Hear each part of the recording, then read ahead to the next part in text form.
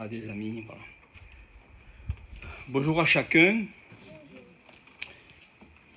Encore une opportunité d'être ici cette semaine et éventuellement la semaine prochaine aussi.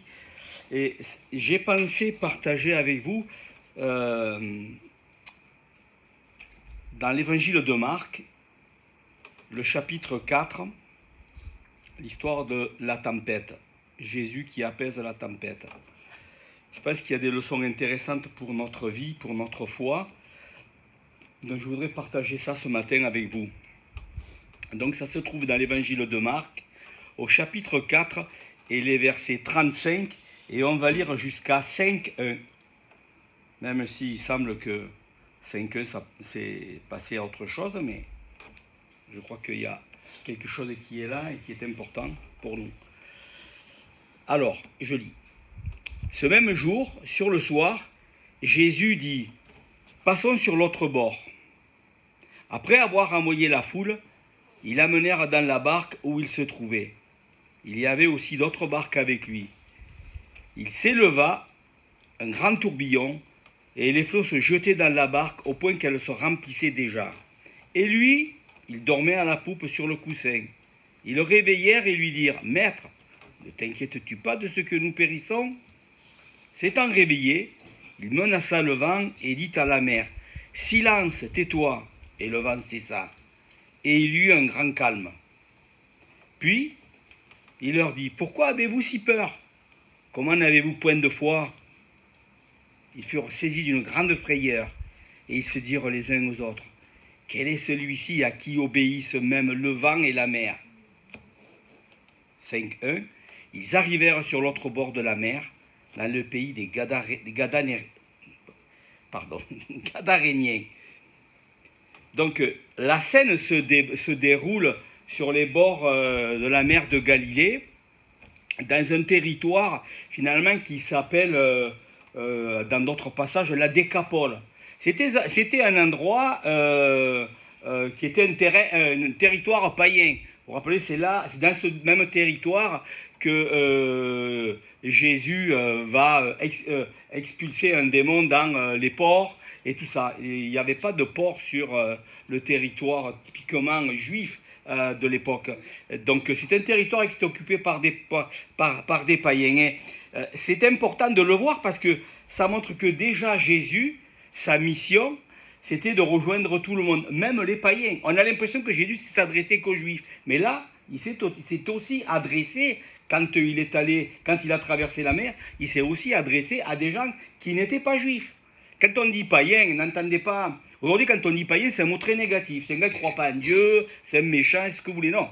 Le mot païen, dans la Bible, ça veut dire simplement... C'est comme s'il y avait deux peuples sur la terre. D'un côté, les juifs, et les autres, c'était les païens. Les juifs et les païens. Quelqu'un qui est païen, dans la parole de Dieu, quelqu'un qui est qualifié de païen, c'est pas quelque chose de négatif. Païen, ça veut dire qu'il n'est pas juif, tout simplement. Et celui qui est juif, c'est pas un païen. Contrario. Voilà. Donc, je dis ça parce que c'est important. Donc, Jésus, il s'est aussi adressé à des gens qui n'étaient pas juifs. Il est allé pour prêcher. Ça montre vraiment sa mission. Sa mission, c'était de rejoindre tout le monde. Précédemment, dans ce passage, Jésus a annoncé les paraboles. Il a prêché, il a enseigné plusieurs paraboles. Mais on voit que les apôtres avaient des problèmes à comprendre qui il était réellement. Et tout au long de l'histoire du Nouveau Testament, on voit la difficulté des apôtres à comprendre. Même quand ils comprennent, dans l'évangile de Marc un peu plus loin, même quand ils comprennent qui est Jésus, ils comprennent, mais ils ne le comprennent pas totalement. Ils ne comprennent pas. Paul, par exemple, Pierre, plutôt, ne le comprend pas complètement. Quand il dit, tu es le Fils, quand il fait cette fameuse déclaration au chapitre 16, tu es le Christ, le Fils du Dieu, 16 ou 17 d'ailleurs, tu es le Christ, le Fils du Dieu vivant, il semble qu'il a compris quelque chose. Mais un peu plus loin, quand Jésus parle de la croix, il lui dit non, ça ne t'arrivera pas. Ils ont compris que Jésus, il est le Christ, qu'il est le Messie, mais pour eux, c'était un Messie conquérant. C'était un Messie qui allait venir pour délivrer le peuple de l'esclavage peut-être des Romains. Peut-être c'était la vision aussi de Jean-Baptiste qui se pose la question et qui envoie des gens pour voir Jésus. Il est en prison, Jean-Baptiste, et il envoie des gens pour demander à Jésus, es-tu celui qui doit venir ?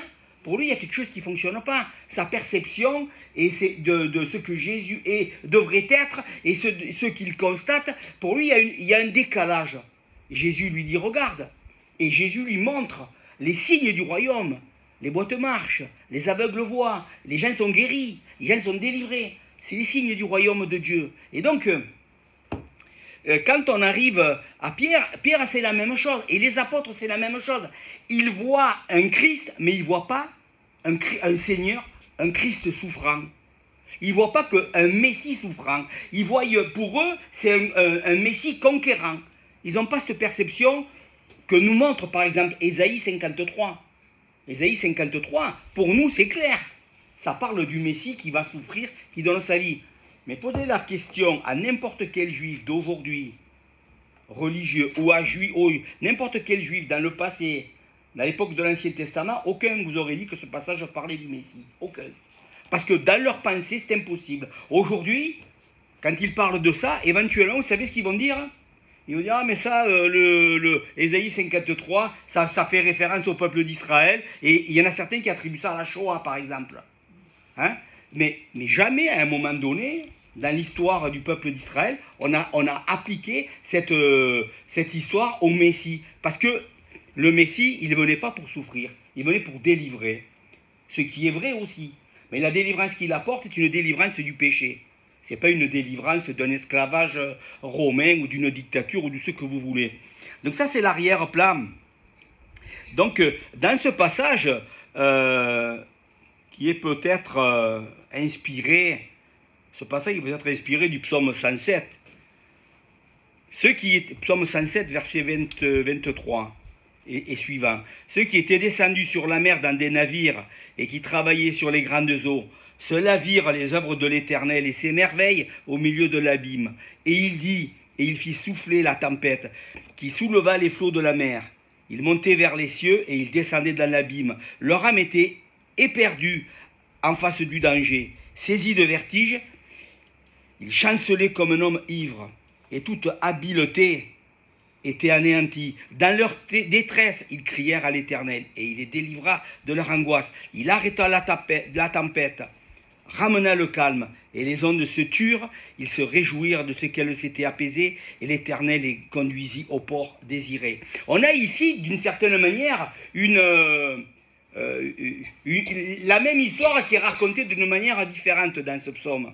C'est intéressant. D'abord, avant d'aller plus loin, de rentrer vraiment dans l'histoire elle-même, je voudrais qu'on remarque quelque chose.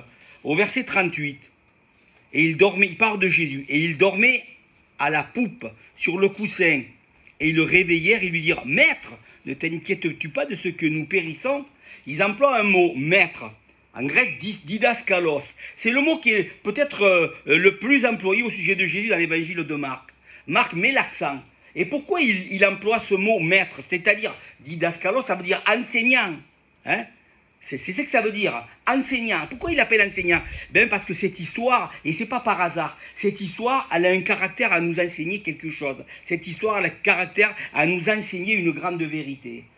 Je dirais une ou plusieurs grandes vérités. La première vérité, peut-être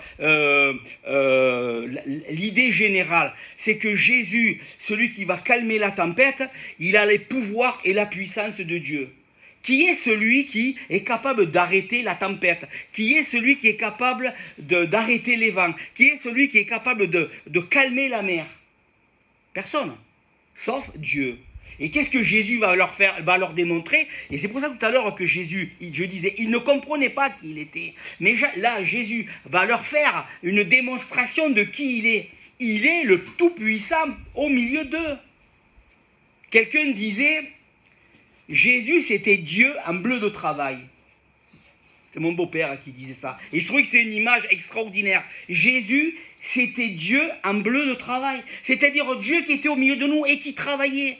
Et là, qu'est-ce qu'on voit ? On voit Dieu à l'œuvre. On voit dans la personne de Jésus-Christ. Il calme les vents et il démontre sa toute-puissance.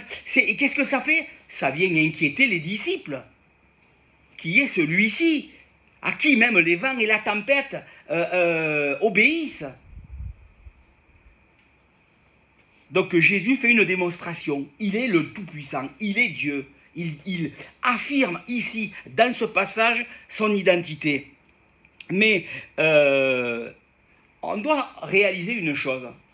On a affaire à un peuple là, ou à des disciples, Pierre, Jean, Jacques, le frère de Pierre, enfin, et sûrement plusieurs autres, ils sont des marins. Ils sont des pêcheurs. Ils ont l'habitude des tempêtes, ils ont l'habitude de prendre le bateau, ils ont l'habitude d'aller pêcher. Pour que les gens soient effrayés au point de dire on va périr, il fallait que ce soit quelque chose de terrible. D'ailleurs, le mot lui-même, le mot qui dit qu'ils étaient une grande crainte. Certaines versions anglaises, là, la NIV traduit par ils étaient terrifiés. Et ce mot peut vouloir dire ça aussi, terrifiés. C'est-à-dire, et le mot tempête peut être traduit par un ouragan. Et les conditions climatiques qui se passaient sur la mer de Galilée, elle est plus bas, beaucoup plus basse que le niveau de la mer. Elle est comme dans une cuvette en définitive. Et les montagnes qui sont autour, ça fait des dépressions. Et les tempêtes arrivent comme ça.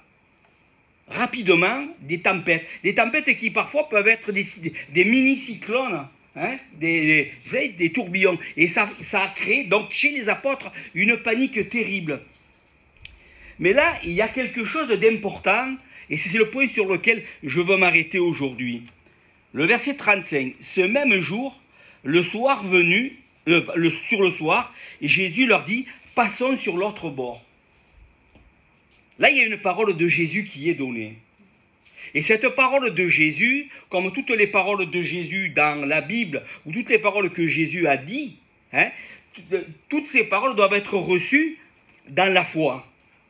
Elles produisent la foi. La parole de Dieu, elle produit la foi en nous. La foi vient de ce que l'on entend. Hein? Romains 10, 17. Dieu a parlé, Jésus a parlé, passons de l'autre bord. Ce que les apôtres auraient dû faire à ce moment-là, c'est tout simplement de croire que si Jésus a dit, passons de l'autre bord, on allait aller de l'autre bord. Hein? On aurait dû. Ils auraient dû croire à ça, que finalement, on va y arriver de l'autre bord. La foi, c'était simplement croire que la parole de Jésus était sûre, véritable, sur laquelle on pouvait s'appuyer. C'est ça la foi. La foi, c'est s'appuyer sur ce que Dieu dit. C'est pas s'appuyer sur des faits nécessairement, comment je pourrais dire, qui sont tangibles des fois. Des fois, la foi, c'est quelque chose même d'intangible. Hein? Ici, comment on va arriver de l'autre bord? Mais pourtant, il y a une tempête. La foi, c'est considérer la parole de Dieu avant les circonstances. Les circonstances, elles étaient négatives dans cette situation-là. Elles étaient très négatives. Il y avait une tempête. La probabilité plutôt qu'ils arrivent de l'autre bord, si la situation restait comme ça, elle était faible. Ils avaient grande chance de couler. Et comme je l'ai dit, si les apôtres, des pêcheurs, ont paniqué en voyant la mer, c'est que quelque chose de terrible était en train d'arriver. Donc, ils paniquaient. Mais s'ils avaient eu une foi normale, s'ils avaient compris ce que ça voulait dire d'avoir la foi, ils n'auraient pas paniqué. Est-ce que Jésus panique?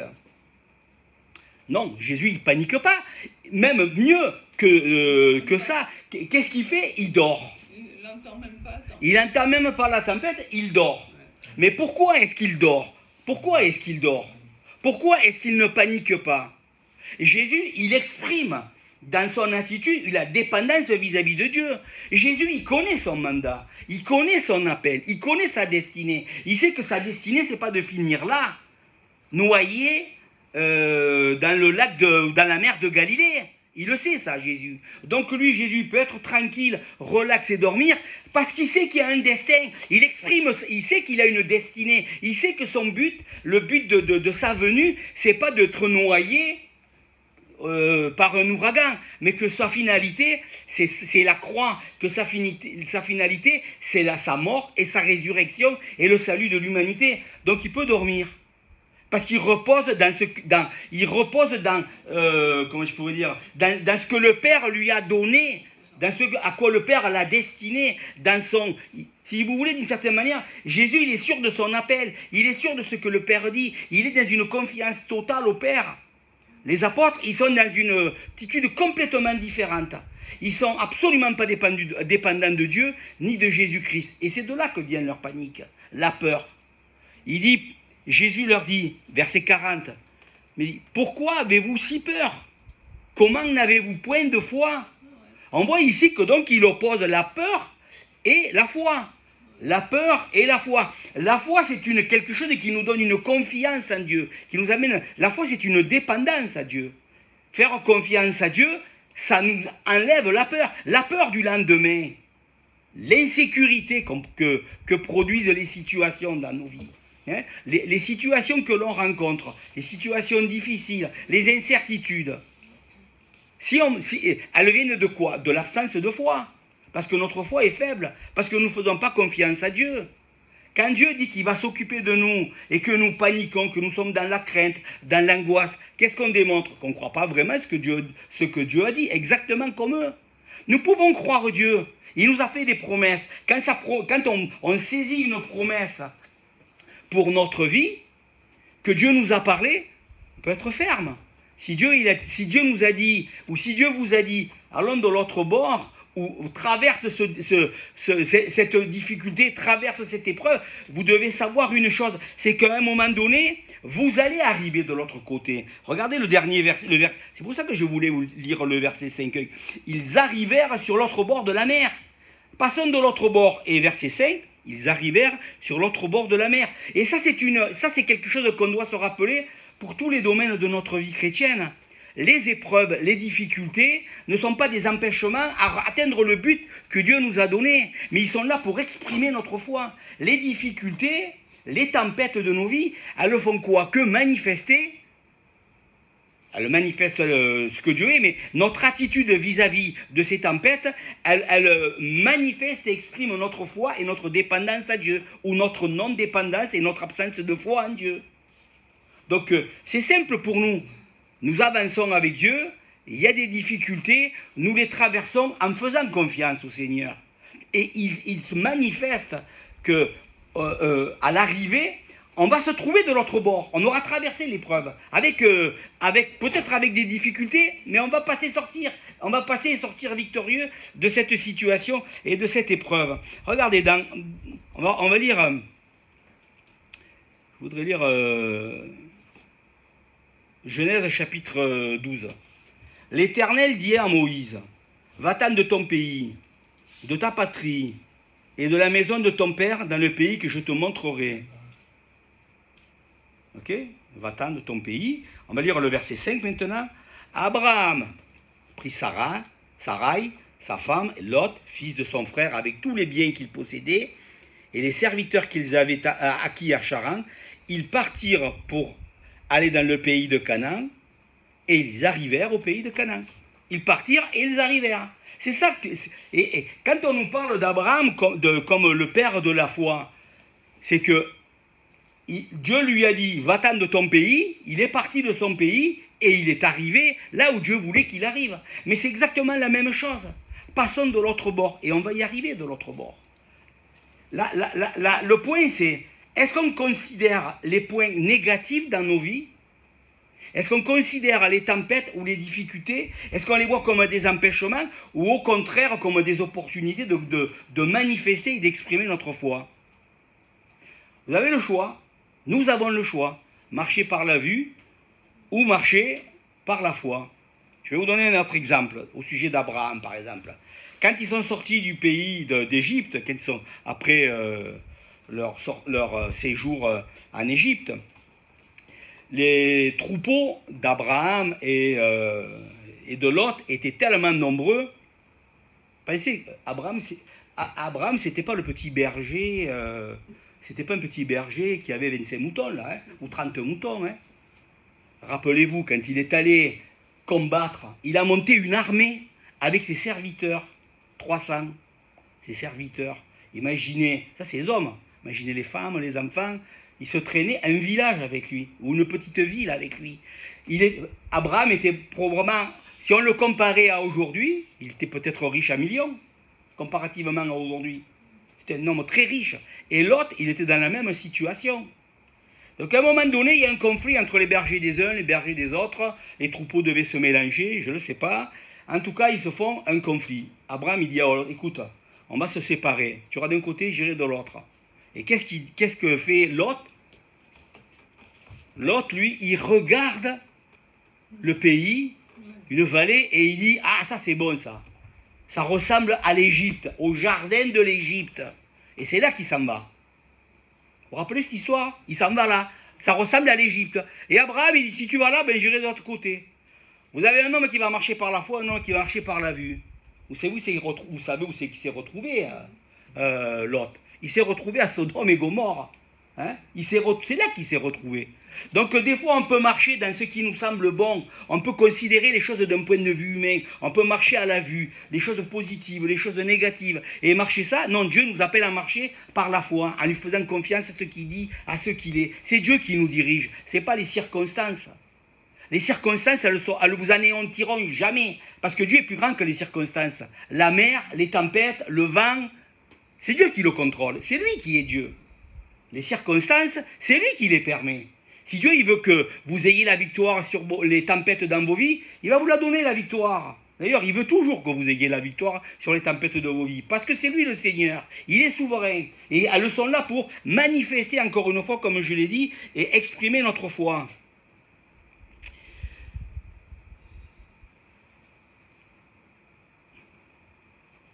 La question... la foi, c'est pas simplement croire en Dieu. J'ai parlé de ça la dernière fois, j'étais au Brésil, là, j'ai passé quelques mois. J'ai dit, la foi, c'est pas croire en Dieu, mais croire Dieu. Et bien, apparemment, c'était difficile à traduire, parce que pour eux, ça faisait pas de sens. Mais pour nous, en français, en tout cas, ça fait sens. On peut croire en Dieu, et il y a des milliards d'individus sur cette terre qui croient en Dieu. Mais est-ce qu'ils croient Dieu? Vous comprenez? Est-ce que les gens croient ce que Dieu dit? Est-ce que les gens croient ce que Dieu dit qu'il est? Et est-ce que les gens croient ce que Dieu dit d'eux-mêmes? Vous êtes des pécheurs, vous êtes perdus et vous avez besoin d'être sauvés. Croire en Dieu, c'est bien. Mais qu'est-ce qu'il nous dit Jacques 2,19? Le diable et le démon croient. Et ils tremblent. Le diable, il croit dans le premier des commandements. Vous savez, le premier des commandements dans Deutéronome, là, tu aimeras le Seigneur ton Dieu de ton cœur, de ton âme. Il y a un seul Dieu, etc. Là. Il y a un seul Dieu, Père, créateur de l'univers. Je me rappelle, le verset c'est dans Deutéronome 6,5. Je ne l'ai pas noté le verset, mais de mémoire, c'est ça. C'est quand il parle qu'il y a un seul Dieu. L'Éternel, ton Dieu est un seul Dieu, etc. C'est ça, c'est la confession de foi, le fameux, la confession de foi du peuple d'Israël, Shema Israël, l'Éternel, ton Dieu est un seul Dieu, etc. Tu aimeras le Seigneur, ton Dieu, de ton âme, de ton cœur et de toute ta pensée. Les diables le croient, ça. Les diables le croient. Il y a plein de gens qui le croient, qu'il y a un seul Dieu. Mais est-ce que c'est ça qui sauve? Ce qui sauve, c'est la foi dans ce Dieu-là. C'est mettre sa foi en Jésus-Christ. C'est mettre la foi dans ce Dieu qui a la capacité, le pouvoir et l'autorité de nous sauver. C'est ça la foi. La foi, c'est pas dire je crois en Dieu. Non, c'est de croire Dieu. Mais ça peut-être ça ne fait pas de différence, mais il me semble que pour moi, il me semble que ça fait une grande différence. Donc, les circonstances, soit on les considère et on les voit comme quelque chose une impossibilité, ou alors la foi qui est une espérance. La foi est l'assurance, la ferme assurance des choses que l'on espère, une démonstration de celles que l'on ne voit pas.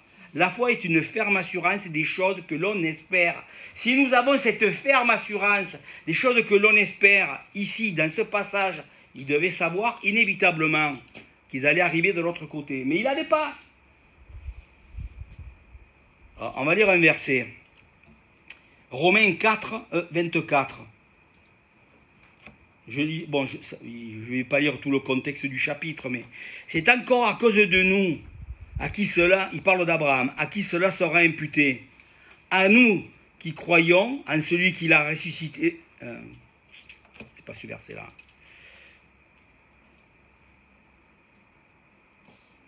Je l'ai mis. En tout cas, je me suis trompé, j'ai pas marqué la bonne référence.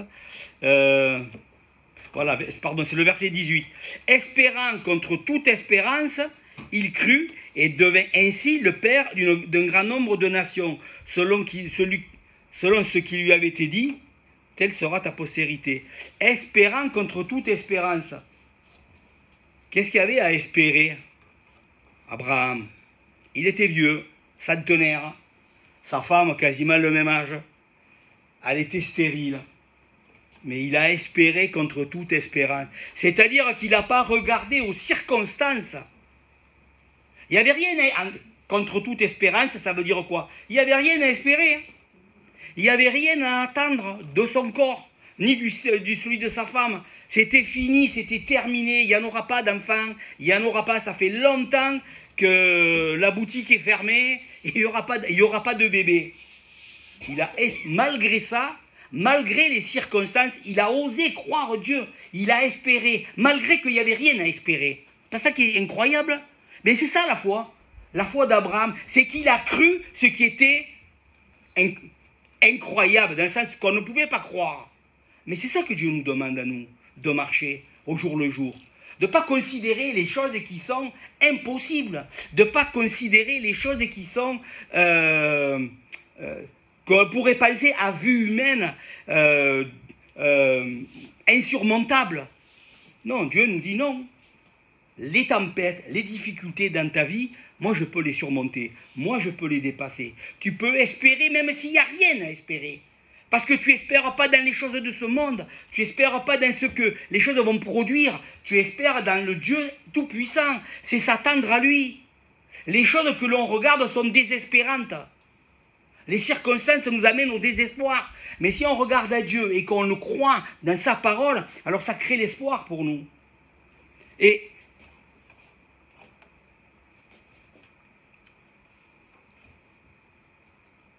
Jésus, comme je l'ai dit, il dort. Parce que la foi, quand on vit dans la foi, quand on marche dans la foi, comme Jésus se tient dans une confiance totale à son Père, et ça exprime sa foi, le fait de dormir, sa confiance en Dieu, sa dépendance à Dieu.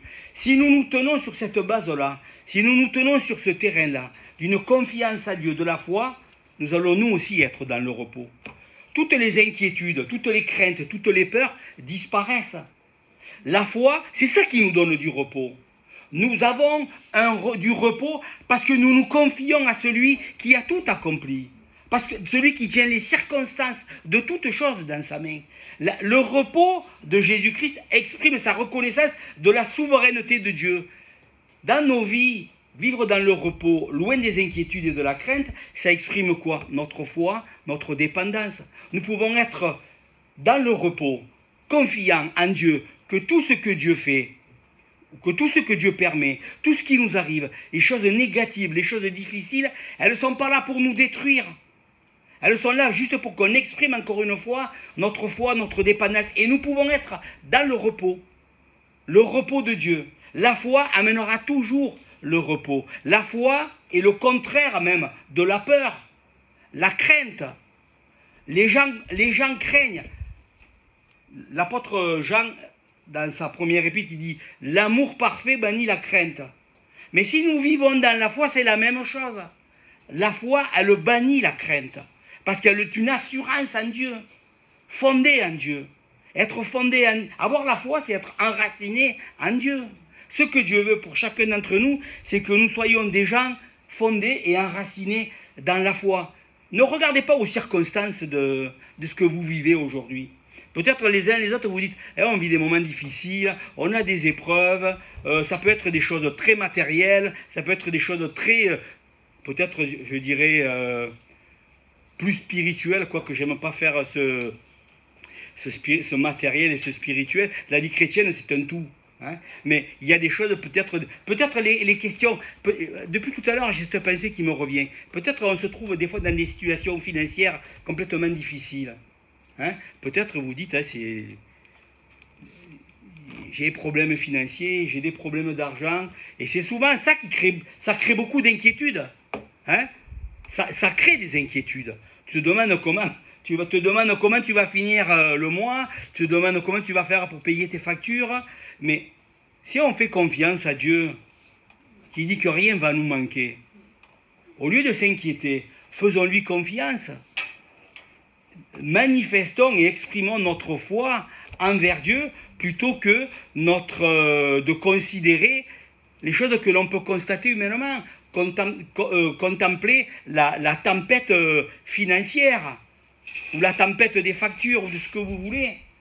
Non, Dieu, ce qu'il veut pour chacun d'entre nous, c'est que nous soyons dépendants de lui, que nous lui faisions confiance. Si Dieu a dit passons de l'autre côté, on va arriver de l'autre côté. La foi, c'est toujours s'appuyer sur ce que Dieu a dit, sur ce que Dieu a fait, sur l'œuvre de Dieu. Si on s'appuie là-dessus, on devient inébranlable. Les apôtres, s'ils avaient simplement cru qu'ils allaient, oui, il a dit passons de l'autre bord, ils auraient dû se dire, mais donc, s'il a dit allons de l'autre bord, ça veut dire qu'on va y arriver de l'autre bord. Ça veut dire qu'à un moment donné, on va se retrouver de l'autre rive. Et ça veut dire que la tempête, elle est là, mais qu'au final, elle ne nous fera rien du tout. Elle ne nous affectera pas. Mais au lieu de ça, ils ont considéré la tempête. Et là, ils ont exprimé leur incrédulité. L'incrédulité, c'est ça qui produit la peur. C'est ça qui produit la crainte. Hein? La foi, elle produit une assurance. Elle produit la paix. La foi, elle va produire aussi le repos. Donc pour chacun d'entre nous, on se trouve dans cette situation aujourd'hui. Qu'est-ce que, dans les épreuves, on va faire? Est-ce qu'on va croire Jésus? Est-ce qu'on va croire à ce que Dieu dit? Est-ce qu'on va être dépendant de lui? Ou est-ce que finalement, on va laisser les choses nous submerger? On a tous vécu des moments de nos vies où les circonstances, où les situations nous submergeaient. Tous, on les a vécus. Mais on les a vécus pourquoi? Parce qu'on a laissé des pensées négatives nous envahir. On a laissé les circonstances, on a tiré des conclusions. Ah, mais si ça c'est comme ça, alors, plutôt que de dire non, non, les circonstances sont comme ça. Mais Dieu a dit de lui faire confiance. Dieu a dit, il suffit de relire le sermon sur la montagne, où Dieu dit, je pense au verset qui dit que Dieu, il connaît même le nombre de cheveux qu'il y a sur notre tête. Hein. Moi, il n'y a pas de problème avec moi. Il y a longtemps qu'il n'y en a plus beaucoup. Et le peu qu'il y a, je les enlève. Mais Dieu connaît les moindres détails. Quand on parle... la Bible nous dit que Dieu connaît le nombre de cheveux qu'il y a sur la tête d'une personne. Ça, c'est une chose futile, ça. C'est la chose la plus futile qu'il peut y avoir, c'est de savoir combien quelqu'un a des cheveux sur sa tête. Hein? Enfin, excusez-moi d'être un peu vulgaire, mais tout le monde s'en fout. Et Dieu lui-même s'en fout. Mais pourquoi Jésus dit ça? Pourquoi Jésus dit ça? Jésus veut juste exprimer une réalité, que Dieu connaît absolument tout de notre vie. Les moindres détails, les choses les plus insignifiantes, vos pensées les plus secrètes, les choses les plus improbables. Les cheveux. Moi, je les ai perdus, mes cheveux. Donc, je me rappelle que c'était des cheveux tous les jours sur l'oreiller quand je prenais ma douche. Et j'ai perdu pendant longtemps, sur une période de 20 ans, au moins, c'est pas 30 ans. J'avais perdu des cheveux. Hein, et il y en avait toujours. Donc, ça veut dire on en a, et ça se chiffre par millions et peut-être par milliards. J'ai aucune idée. Mais ce que je veux dire par là, c'est une chose insignifiante, mais Dieu le sait. Donc si Dieu sait les choses les plus insignifiantes et qui s'en occupe d'une certaine manière, à combien plus forte raison, les choses qui sont importantes et fondamentales pour nos vies, nos besoins personnels. Il peut venir toutes sortes de tempêtes, mais Dieu la contrôle, la tempête. Dieu est un Dieu souverain, il n'y a rien qui ne lui échappe. Réalisez dans vos vies que tout ce qui vous arrive, c'est dans la main de Dieu. Et on veut prendre des raccourcis. Ah, mais ça, c'est une situation difficile. Et on veut fuir la situation difficile. Vous savez quoi? Dieu nous ramène toujours aux situations difficiles. Là, je n'avais pas pensé parler de ça, mais je vais juste vous rappeler un événement. Abraham, encore lui, le père de la foi, il n'a pas toujours manifesté la foi. Parce que quand il s'est trouvé dans le désert, dans le Negev, vous regarderez dans la Bible, souvent c'est traduit désert, mais allez, ou Negev, mais quand vous regardez, le désert c'est un désert, puis c'est un désert aride. Il s'est trouvé là, et puis il y avait la famine. Il y avait une famine. Qu'est-ce qu'il a fait? Il est parti en Égypte. Il est parti en Égypte. Il a refusé. Et pourtant, le Negev représentait quoi? C'était dans le pays de Canaan, et ça faisait partie intégrale de ce que Dieu lui donnait.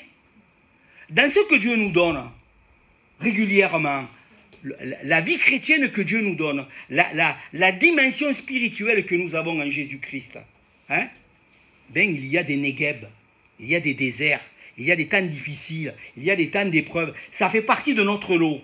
Mais comme la plupart d'entre nous, comme on aurait fait, nous et Abraham a fait, on aurait fait la même chose. Hein. Qu'est-ce qu'il a fait? Il est parti en Égypte. On essaie de fuir les situations compliquées et on cherche une porte de sortie. Donc il est parti en Égypte, il a fait ce qu'il a fait, mais rappelez-vous, et vous pouvez vérifier, je pense dans le chapitre 12, peut-être plus loin, j'oublie, je ne vous donnerai pas les références, je les ai oubliées. Mais quand il sort de l'Égypte, il revient où? Il revient là où il a quitté. Il revient dans le désert, dans le Negev, là où il y avait la famine. Avec Dieu, là, il y a une dimension de choses que l'on ne peut pas fuir. Il est souverain. Il y a des difficultés dans nos vies. On peut les fuir. Mais à un moment donné, on peut fuir. Quelqu'un dira, mais moi, c'est trop compliqué la vie chrétienne, je m'en vais, je quitte. Et puis, il repart faire sa vie un peu dans le monde où il vit sa vie chrétienne en dilettante. Mais le jour où il remet réellement le pied à l'étrier pour se dire, bon, mais je me réengage avec le Seigneur, à un moment donné, le Seigneur va le ramener dans les mêmes épreuves. Parce que ça fait partie de la vie chrétienne. Ça fait partie de ce que Dieu nous donne pour le découvrir. Découvrir la provision de Dieu dans le désert, c'est extraordinaire. Hein? Rappelez-vous ce verset du livre d'Osée, chapitre 6, je crois. Je l'attirerai dans le désert et je parlerai à son cœur. Dieu attire dans les déserts. Dieu nous met dans les déserts, mais il nous parle, mais il nous enseigne. Donc les situations difficiles que l'on rencontre au quotidien ne sont pas des empêchements d'avancer, sont des opportunités d'aller de l'avant. Qu'est-ce que Dieu veut? Il veut que dans nos difficultés, nous le rencontrions.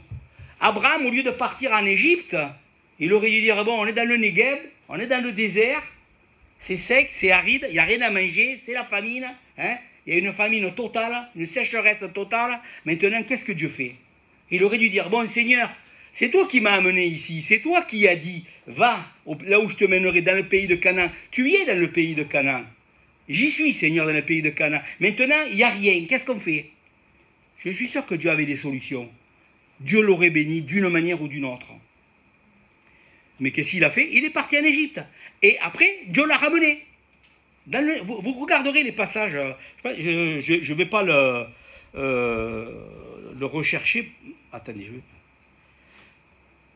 je pense peut-être chapitre 13, je vais le lire. Regardez, le chapitre 13, verset 1.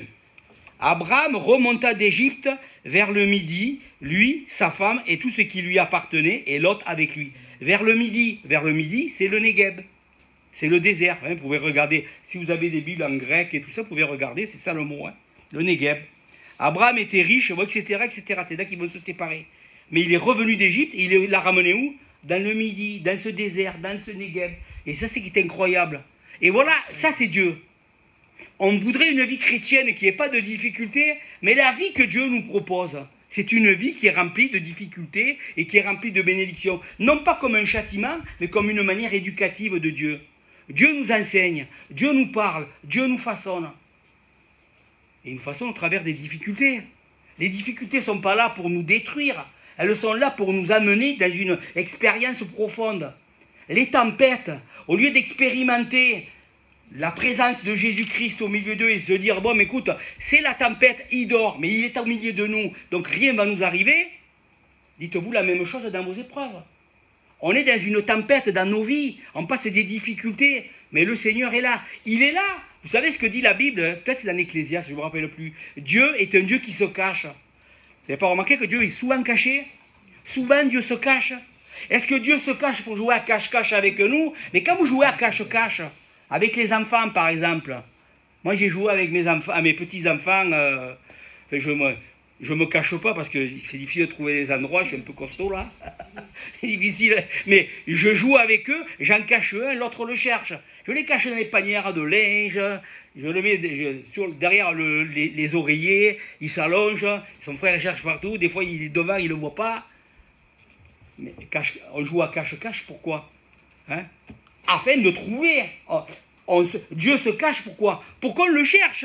Quelqu'un se cache dans un jeu, pourquoi? Pour que les autres le cherchent et le trouvent. C'est ça le jeu. Bon, des fois, avec Dieu, c'est pas nécessairement un jeu, mais c'est ça la réalité. Dieu se cache, pourquoi? Parce que Dieu veut se faire reconnaître, parce que Dieu veut se révéler, parce qu'il veut qu'on le rencontre. Voilà la réalité. Il veut, et c'est à nous de le chercher. Les déserts sont là, pourquoi? Pour qu'on cherche Dieu dans les déserts. Dieu permet des maladies, pourquoi? Trouvez Dieu dans votre maladie. J'ai rencontré des gens au Canada qui passent des épreuves terribles, terribles. Pas de santé, mais bon, je ne vais pas les mentionner, parce que peut-être ils vont écouter, mais ils passent par des épreuves terribles. Mais j'ai été surpris que dans les épreuves qui viennent détruire quasiment 30 ans de vie, comment ils ont rencontré, expérimenté Dieu dans cette situation, d'une manière incroyable. Comment, finalement, ils marchaient avec Dieu, mais comment Dieu les a pris, puis les a ramenés, plus que de marcher là, les a amenés vraiment, les a poussés de l'avant dans leur vie chrétienne, et même qu'ils se sont dit, ben écoute, s'il faut des épreuves comme ça, pour rencontrer Dieu de cette manière, alors il a dit, je le souhaite à tout le monde. Et là, il parle de son divorce, le gars. Je le dis, mais bon, connaissez pas le gars. Il parle de son divorce. Il dit, il a expérimenté Dieu. Et pourtant, il m'a souvent appelé, quand j'étais au Brésil, ou même ici, il m'a souvent appelé, désespéré, éprouvé. Mais là, après des mois, je l'ai trouvé tellement, j'ai dit, il a grandi spirituellement, c'est un gars relativement beaucoup plus jeune que moi. J'ai dit, ce gars, il a fait une expérience avec Dieu d'une manière incroyable. Même lui, il dit, Dieu m'a pas tellement parlé, tellement montré de choses dans ma vie, tellement enseigné de choses. Et ça a pris, il a découvert Dieu. Ce qu'il dit, il a découvert Dieu dans sa maladie, dans son problème. Et je dis maladie parce que j'ai pensé à un autre ami qui m'a dit, cette semaine, il a un problème de santé. Il m'a dit, Dieu m'a montré, ta maladie n'est pas ton ennemi. Ta maladie, et c'est une maladie, c'est grave. C'est grave, il n'arrive plus à déglutir, à manger, et est en train de, peut-être il va écouter le message, il se reconnaîtra, et il n'arrive plus à déglutir, et c'est devenu très compliqué. Il a perdu peut-être 25, ou au moins 25 kilos en tout cas, mais il m'a dit, le Seigneur lui a montré, non, ta maladie, c'est pas ton ennemi, ta maladie, c'est l'ami de ta foi. C'est pas tout le monde qui vous dira ça. Mais ce sont des gens qui, au travers de leurs difficultés, ont une motivation, connaître Dieu, découvrir Dieu, dans vos difficultés. Ne les regardez pas comme quelque chose d'ennemi, mais dites comment Dieu, au travers de cette situation, comment Dieu, au travers de cette tempête, il peut se faire connaître à moi. Qu'est-ce qu'ils ont découvert de Jésus-Christ, eux, du Seigneur, dans cette situation? Une tempête terrible. Ils ont découvert la chose la plus extraordinaire. Il est celui qui contrôle l'univers. Celui qui peut dire, stop à la mer, terminé. Le vent, stop. C'est ça qu'ils ont découvert. Et pourtant, ce n'était pas à cause de leur foi, mais c'est arrivé. On peut connaître Dieu dans des situations difficiles.